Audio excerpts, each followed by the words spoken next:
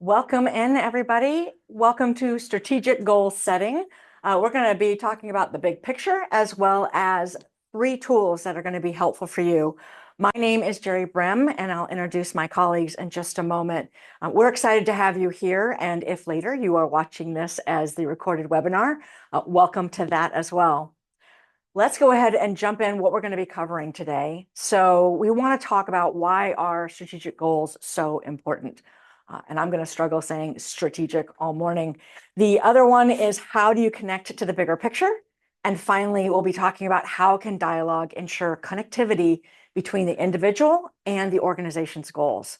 So all of it comes together.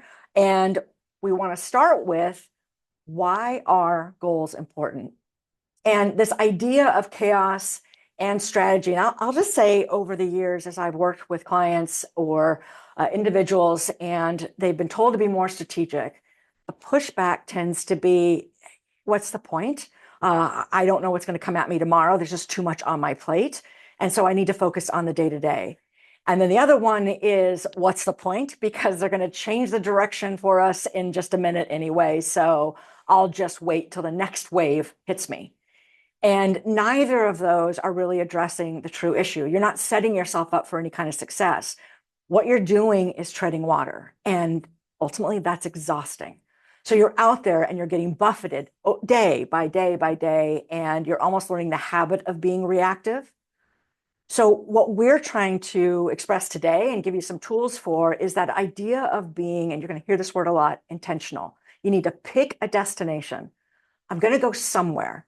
And as soon as I start moving, at least the energy I'm expending is moving towards a goal. It's moving towards something that I believe is going to have ultimate impact. It's going to move us in the right direction.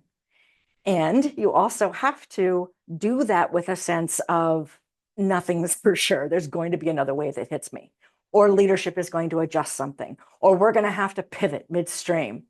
So this idea of I can go into that with an intentionality about I'm ready for change. So you're strategic, you're moving towards something, and you're adaptable and flexible. So with all of these things, what we really want to do is make sure that we've got some tools that we can pull out and we can use to make that easier. So what we've got is 3 tools to get us to the big picture. And Joe's going to walk us through one of our tools called the Strategiscope.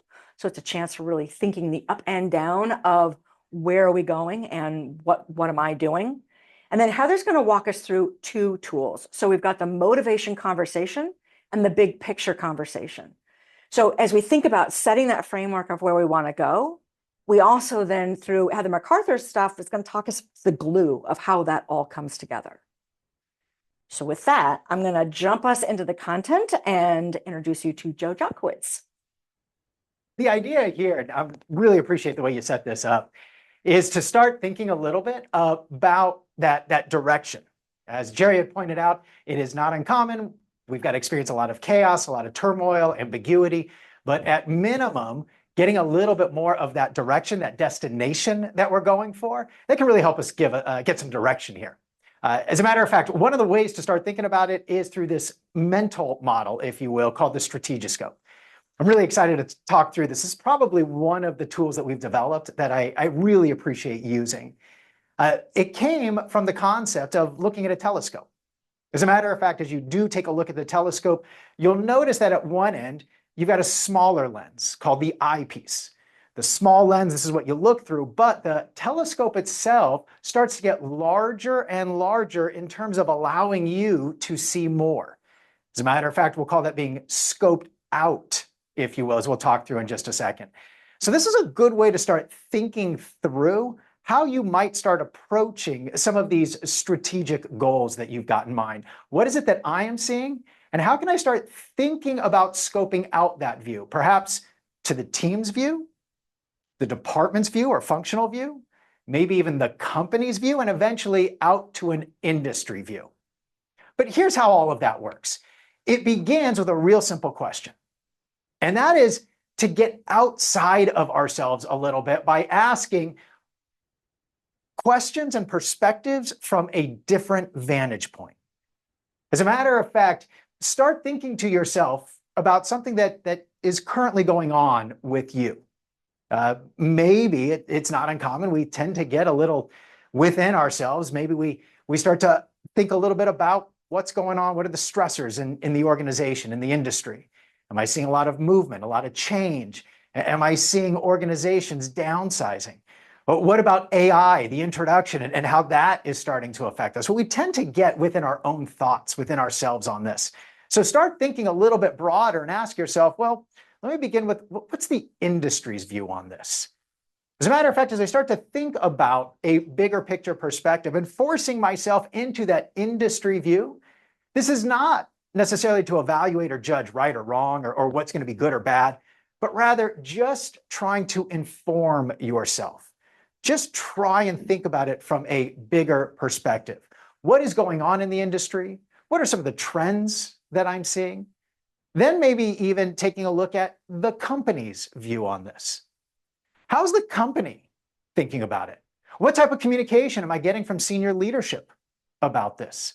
Where are strategic initiatives being directed? Where is capital being invested? This is going to start to tell me what is the company's view. Then I want to scope to perhaps the department's view or maybe a functional view. How does my department take a look at this? What's going on from a policy or procedure standpoint that's telling me that this is important to my function? Then coming down to a team view, what is it that your teammates are saying? What is it your colleagues, your peers are talking about? What are some of the stressors or perhaps the things that they're looking forward to in regards to it? And then lastly, finishing up with our own view, which is usually the view or the perspective we've got the most clarity around. So as you think through each of these perspectives, there's a couple of benefits, a couple of advantages. Number one, you do start to understand things from a different vantage point. Number two, this also starts to invoke a little bit of empathy as you start to take consideration around different perspectives on the same topic or the same area. And one of the items that we want to really be able to do then too is to take these and connect the dots. You want to be able to show a little bit of your logic, your thought process in order to help clarify really that thought on what I am doing and how that might impact things at a bigger picture level. As a matter of fact, to think about it just from an industry or of a company view and then immediately go to our own view, it can sometimes shortchange our thinking. If, for example, well, the industry, the company, I do see a lot of investment that's going on in AI, but candidly, my view is I'm still a little scared, maybe a little trepidation in adopting it. The advantage of connecting the dots along the way, as you'll see here in a minute, provides a little bit more of a broader perspective and understanding of the topic. As a matter of fact, as you do start to think about connecting these dots, you can do it in one of two ways. You can either what we call scope up, or you can scope down. I'll give you a quick example. So let's say that my view is that AI can be really challenging. There's a lot of unknown, and candidly, I'm a little apprehensive about how it might affect my job. But if I pause for a second and I start to take a step back, try and think about this from a slightly bigger perspective, I might start to pay attention to what my team is saying about it, maybe what some of my colleagues or my peers are talking about. And candidly, I might even see some of that same fear that I feel, that I see. In addition, I also might see some efforts that others are making in order to become a little bit more acclimated to it. Once again, pause, take a step back, ask yourself from a departmental perspective, from a functional perspective, what am I seeing here in regards to AI? Well, they are talking about we've got to be more efficient. We are constantly getting the message that we've got to be able to do more with less. And we are seeing that AI is starting to influence some of our current processes and procedures. But once again, continue to scope that view out and maybe even think about it from a company perspective. Well, they have been talking about investing significant money, significant capital into AI development in order to help with a number of different areas, not just process and procedure, but also maybe with creativity, new product development. So at minimum, I am noticing that there is a desire to adopt more application of it. And then once again, scope out all the way to an industry perspective. What is going on in the industry in regards to this? Well, I am seeing other organizations adopt this. As a matter of fact, in the trades, we are seeing more and more examples where AI is influencing our organization, our industry as a whole. So at minimum, being able to scope up from my view all the way to the industry view can start to elevate my perspective, my point of view on it.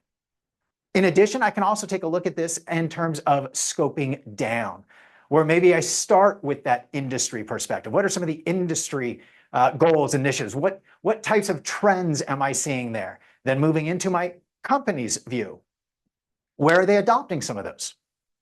Maybe where are they pushing back on some of those? What are some of the strategic initiatives that are going on that really start to emphasize what I'm seeing out in the industry? And then moving down to a functional or departmental perspective. Well, what is it that's going on in our area? How is HR or finance or marketing starting to take a look at this as well? What types of processes or messaging is coming out? Then going down into a team's perspective on it. So what are my teammates saying about this? How are they feeling about it? And then eventually to my own view on this. This is scoping down. So like I said, this is really a thought piece to consider. But in just a second, I'm going to turn this over to Heather, and she is going to walk us through some very practical conversation tools that we can use in order to have these discussions in real time with people. As Gerri had said, the first is the motivation conversation, and then the second is the big picture discussion. So let me go ahead and introduce my colleague, Heather, who will now go ahead and walk us through that.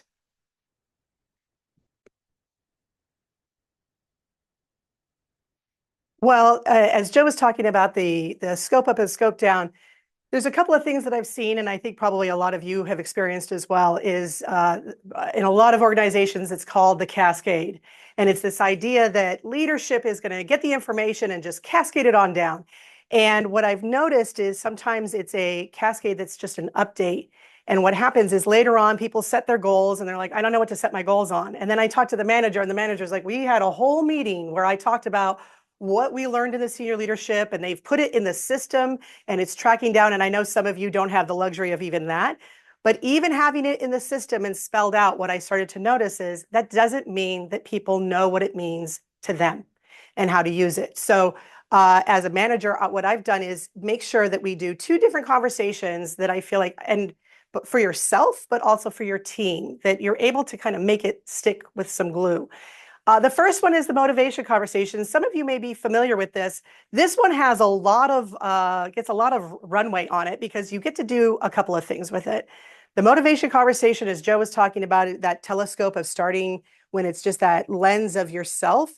When you're talking to individuals or you yourself are trying to figure out what goals to set for your job, do you have a viewpoint? Do you have a clarity about what it is that you want to do? So this motivation conversation, what we start off with is just looking at what are the questions you can ask yourself or ask your team, direct reports, about what have been their experiences that have set them up and either to be disengaged, to be engaged. What expectations do they have in terms of support? And then what impact do they eventually want to make? And what I want to emphasize is that a lot of times, as I said, I use this as the beginning of a career dialogue. And I want to emphasize the word dialogue because a lot of times it's the talk ad or it's very transactional, but it doesn't tend to get digested by individuals in terms of it now means to me what it means to you. And so, and by the way, we're going to be sending some follow-up handouts for those of you who registered for this webinar. So you're going to see a nice little worksheet with some sample questions for all of this. So don't worry, it's not going to be too general. You're going to be able to do this as either a self-assessment and have that self-awareness, and also be able to share with your direct reports if you've got people reporting to you. This is a great time to get them thinking. What I've also found is when you focus on impact as the beginning of your career dialogue, it moves it to a bigger place, a bigger kind of open range for you all to discuss career. Normally what happens is what job position do you want? What title do you want? And then oh, we don't have that, so the conversation's done. So instead, the impact is who do you want to help? What do you want to create? What would make you feel good about things this time next year? The next is you want to get clear on your answers for each. What I encourage you to do is if you're doing this, still turn it into a dialogue. Don't do this in a vacuum. If you can, chat with your peers, chat with your manager. As a manager, what you want to do is set this up as a dialogue. The questions that you're going to get, you'll see in the instructions. I recommend telling the person, pick 2 to 3 questions that they're ready to chat about. And then it can be exploratory dialogue that you move into. You're helping to build self-awareness, but also other awareness. And then that way you can start to see where are there gaps and expectations? Where do we need to get on the same page? And then discuss with your manager. Now, here's the thing. If you are the individual trying to do this, take the time to get clear on it. What's great is when you go to your manager and go, here's the things that I'm starting to realize I'm interested in my career, what sets me up for success, what doesn't. You should be inviting them into a collaborative dialogue. This is a lot easier than what I've seen a lot of people do where they go, how do I tell this person that it's time for a promotion or a raise? I'm like, well, by that point, you're going in and you're just demanding something. But if you start discussing it with them, what happens is a dialogue that has far-reaching implications. So it's not just, am I going to get a promotion? Am I going to get a raise? It's also, well, how does this impact the goals that I set for myself this year? If you're a team leader or a department leader, if you're doing this with each of your individuals, you're also going to start to see some themes that you could talk to your manager about. Oh, I'm starting to notice we've got some development themes that we might need to budget for, or I'm realizing that the skills that we have aren't going to match to the business goals that you've set for us. Once again, you're having a dialogue about where is there alignment, where is there not alignment. The sooner you can start having this dialogue, the sooner that you start to get to a resolution. What I'll caveat is when it comes to dialogue, I hear a lot of people say, we just don't have time to do it. And part of the reason is what I'm listening to them is they're listing all these fires that they have to put out. That if they had more dialogue, a lot of that would have been prevented. Okay. The next thing we're going to talk about is a little bit of what Joe was talking about from the scope up is scope down, is this idea of how do you go from the outside in? So what I do is I start the year off, I have that motivation conversation one-on-one with each individual. They're getting that career dialogue. They're starting to think more strategically about what they want to do and how that connects or doesn't connect with what the company's up to. Then what we do is we enter into the big picture conversation. Now, a couple of things here. You may be starting off January and you're waiting for your company to show up with all the goals and they come down the hill and they've got the tablet and this is what we're going to be doing. And now everybody can start moving. And it goes back a little bit to what Gerri was saying earlier about treading water. You and your team don't have to tread water from January to say March when the goals come out. I always say, I imagine that you're coming into work and you have a sense of stuff that needs to get done. And so just like Gerri was saying, do your goals with the idea that they might change. Go ahead and set goals for your team with the knowledge and the information that you have and these discussions that we're having. And then as you get new information from the company, such as these are our strategic pillars or these are the priorities that we're pushing forward, meet with your team. Does that change what it is that we should be doing? So you don't have to worry. I always say you want to date your goals. You don't want to marry them. So my fellow commitment phobes out there, this one's for you. So here we go. When it comes to the big picture conversation, once again, you're going to get a little guide that has some sample questions to consider in this. What I do is delegate to the team, as Joe was talking about, looking at the industry, looking at the economy. I tell everybody, just go out into the world, and I want you to pick anything that you think has some slight impact on us. And go ahead and what I like to challenge them with is go ahead and find the thing that's scary, but also find the thing that's kind of cool and exciting. Now, I might pick something that's cool and exciting and it's very scary to somebody else and vice versa. But I want them to use that part of their brain where I find that people tend to skew only towards these are all the things that can make our lives difficult. And so trying to get them to leverage that muscle of balance. So they all bring a trend in. And what I usually do is if there's a trend, like let's say AI, of course, everyone's going to pick something about AI right now. So I'll even assign, you can bring something in for AI, but then you have to, for every AI topic you bring in, you have to bring them something that doesn't have anything to do with AI. Because I don't want them just honing in and the idea being that we're just going to be in groupthink. What I like to do at the beginning of the year is they bring that in. You can make this a great team building activity of let's kick the year off, to get things started. Let's make it exciting. You can bring in some food if that works. If people are remote and virtual, there's still a way, like how do you make sure that it's a fun activity? What I like to emphasize is this is not a discussion, it's a decision maker.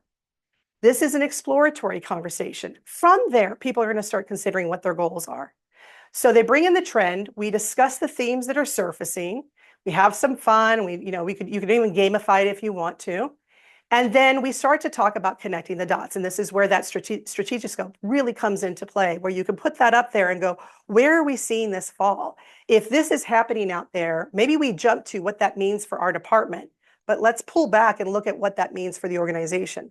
Or maybe we're only talking about it on the organizational level. How do we now connect it to what's happening at our functions level, the thing that we're experts in, the area that our company is basically paying for? So I usually sat in HR. So I had to think about, well, what does this mean for HR? And then there might be a sub-department. So for me, a lot of times that was learning and development. What does this mean for learning and development? And then what does that mean for our team?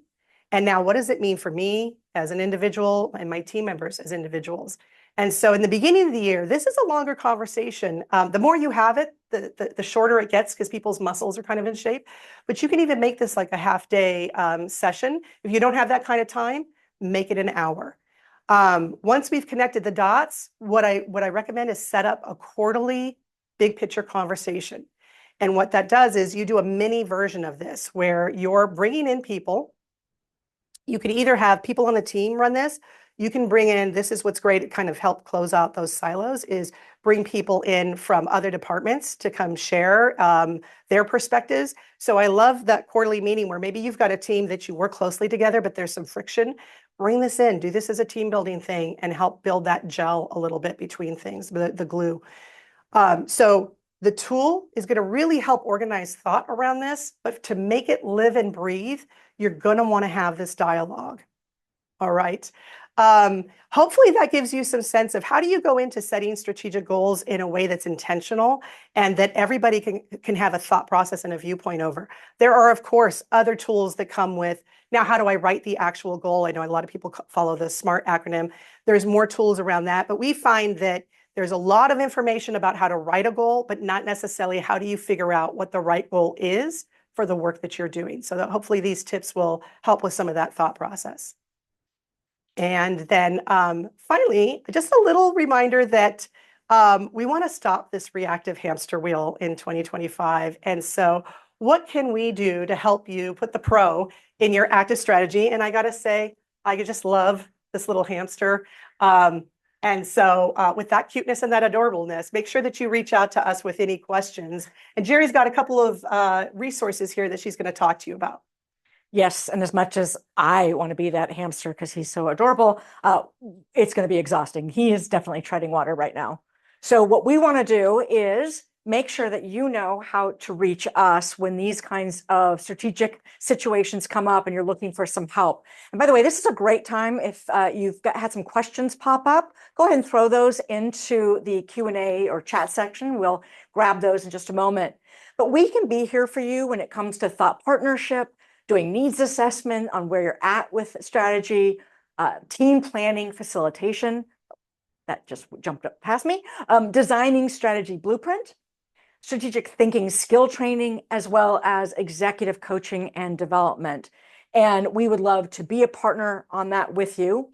I want to call out for next time. So before we do the Q&A, I just want to call out for next time, we've got the burnout blockers, self-care strategies for today's workplace. And we are filming this in January, which some have said has been the longest year they've experienced so far in just these few days. Evelyn Gonzalez and Heather MacArthur are going to be your facilitators on Tuesday, February 25th, 11:30 a.m. PST. You can grab that QR code. And I'm just going to encourage you, reach out to us. You know how to find us. We're on LinkedIn, Instagram, as well as YouTube. And our contact information is here. I'm going to open this up for the Q&A piece. I saw a couple of questions come in. So let's go ahead and dig in. Well, I'm gonna jump in and grab the question that popped up while I was chatting, and it was the idea of what happens if your manager is not doing these types of conversations, or maybe not even, thinking strategically about anything. And I'm not going to sugarcoat it. That's no fun. And I know the instinct is like, my manager should be doing this, and that's why we have a problem. I'm going to go get a sandwich. And I recommend that instead that you understand that you could start with, first of all, you're in control of your thoughts. So no matter what, you can do these exercises all by yourself and develop the muscle. Because I will tell you, as people come to me for career coaching or discuss with us like what it is that they want to achieve, a lot of times the pause is, well, I don't know. And my manager's not doing it, but I don't know what the answer is. And so I always recommend that you're taking the time to figure out what your viewpoint is, what helps, what expectations do you have, what experiences have you had, what impact do you want to make? And even with the big picture conversation, no one's stopping you from looking at what's going on in the industry and then listening to, I can't tell you how many times I've seen employees just not dial in if there's if let's say you work for a publicly traded company and they have a quarterly, call with shareholders. That's made available to you, but you're not listening to it. So you don't understand what's kind of driving some of these decisions. The second part of that is, well, who knows if your manager wouldn't want to do this? What if you volunteer to facilitate this conversation and engage with them? So don't let that stop you from developing your career because there's something that maybe the manager doesn't know. If you haven't been a manager yet, you'll realize real fast that when you're a manager, you don't have everything locked in either. So the help is needed. Yeah, I would echo that. And it's something that you have said numerous times. The idea is you're the driver of your own career. And so if you need to, sometimes we've got to manage up a little bit. So taking the initiative. In addition, if you're an individual that also manages people, although you're not necessarily getting this from your own leadership, there's nothing preventing you from going ahead and doing this and role modeling some of this. Think about it this way. If this is in fact something that you're craving from your manager, odds are your people are also craving it from you. So there's nothing preventing you from doing that either.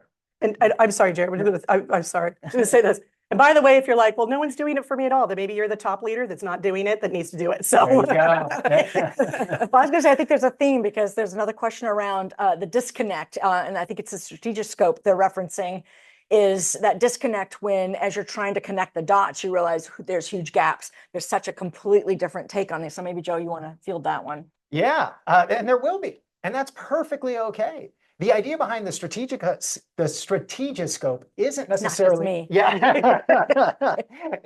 got to talk to branding about rephrasing that. It's not just, we're the brand department. It is not just to get agreement up and down. The idea is to get alignment, understanding, clarity, and you probably will have different perspectives, but that's what broadens that view. That's what also then starts to allow us to have empathy for other areas, other people, other departments. So I will say, yes, it may not necessarily be so clean, so to speak, and you might have some of those gaps, some of those disagreements in the way that different people perceive it, but that's okay. Yeah, and I'm going to jump to this other question that popped up, and Gerri and I were chatting about this the other day. But the question was, what if you're doing this and you're having the conversations and it just doesn't seem to be translating as someone's trying to write their goals? It just doesn't seem to make sense. My thought is, I go back to what I recommended about bringing other people from other parts of the organization, especially if you're a manager. You may be really overestimating how much those meetings that you hate being in help you digest what's really going on across the organization and be more, be able to prioritize a little bit better. But I throw it to you, Gerri. You have some comments. Sorry, my eye drifted because I started thinking about using the Strategiscope, and maybe it's a little bit tied to that I was working with two individuals. One was HR, one was sales. And the salesperson was fantastic at the industry and sort of what the organization was sort of thinking of, but really struggled of what does that mean to me? And then the HR person was like, I know exactly what I need to accomplish this year. That somebody told me what I need to do, but I don't know how that attaches to some larger thing. And so the two of them actually talking together, he was like, oh, it's so obvious how that attaches to. And then she goes, well, here's what you could be doing when it comes to the sales world.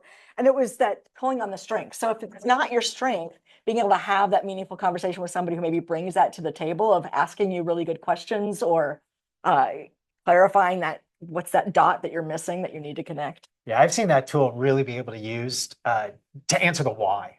I might understand what my role, what my function is, especially if I'm in a technical role. This is what I design, this is what I code, this is what I develop.